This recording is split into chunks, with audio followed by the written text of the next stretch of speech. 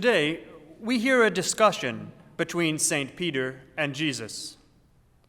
They are conversing about one of the Beatitudes that Jesus had taught previously and is recorded in St. Matthew's Gospel. Blessed are the merciful, for they shall obtain mercy.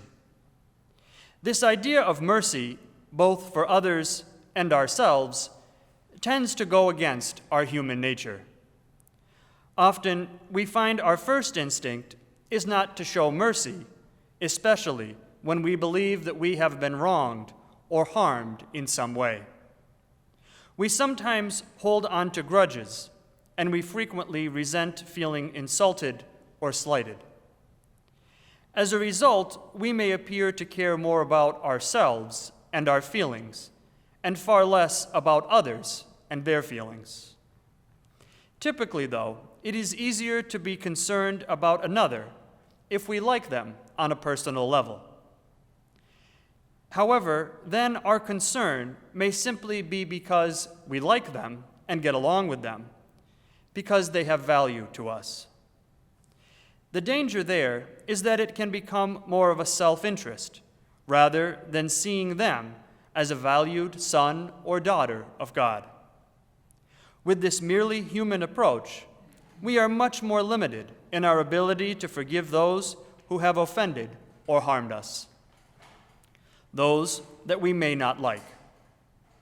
Jesus is teaching us in today's gospel that a Christian is called to be limitless in forgiveness and be generous in mercy, as God is ever merciful and forgiving. He tells us that God's way should be our way. God, always willing to forgive us, showers us with blessings. He is there when we need him, and he always understands us, even when we are most in need of his mercy and forgiveness. Through this understanding, he is able to sympathize with us before judging us with his mercy.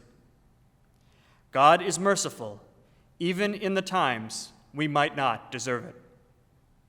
Because of our fallen human nature, we, like the man in the parable, are often reluctant to act this way with others, the way that God acts with us. We can be reluctant to show mercy. However, if we don't allow God to help us, as we work to overcome our reluctance, our hearts will become closed, and eventually, even God's mercy will not be able to get in. But if we do overcome this human reluctance and try to act as God calls us to, our hearts will open wide, allowing the fullness of God's love and mercy to enter in. In this openness, we are then able to become a place of love and mercy for others who are suffering. This willingness to act as our merciful God calls us to, and prepares us to show kindness and generosity to others, even those who have hurt us. Blessed are the merciful, for it is in showing mercy that we gain mercy ourselves. We can worry that showing forgiveness and mercy means ignoring the offense against us, that we must pretend that it never happened.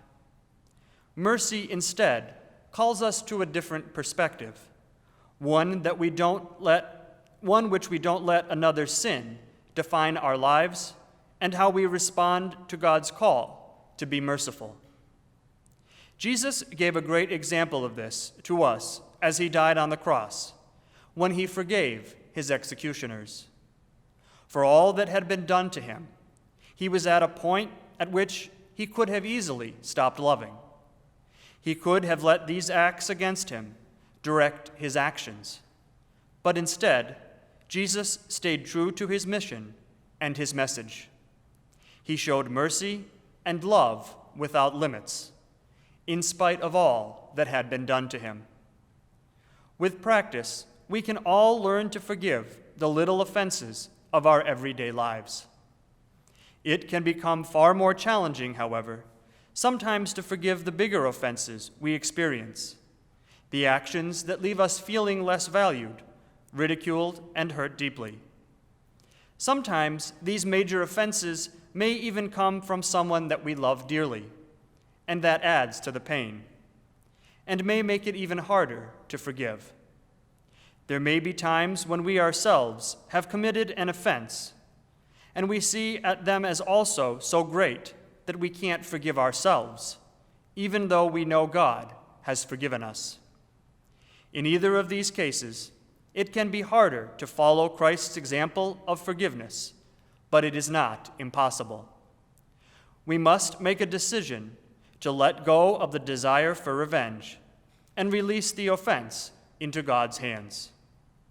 We also recognize that it may be possible to try to forgive someone and at the same time still have feelings of anger or resentment. When this happens, we need to turn to prayer and ask God for his help and strength to forgive mercifully and to help us with those feelings we can't seem to rid ourselves of.